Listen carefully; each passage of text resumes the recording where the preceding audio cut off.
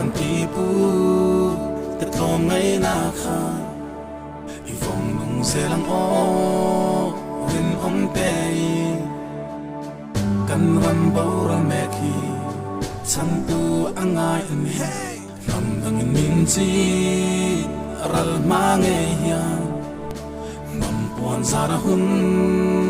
khot lai ma ya pei khai irwalang o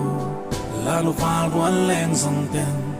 lal pa chat na ringin kan bei zel do halo churam tang reng kan nei silo mi zo kan ni kan me tra kan tum ma sang sia kan sam ve mai mai don silo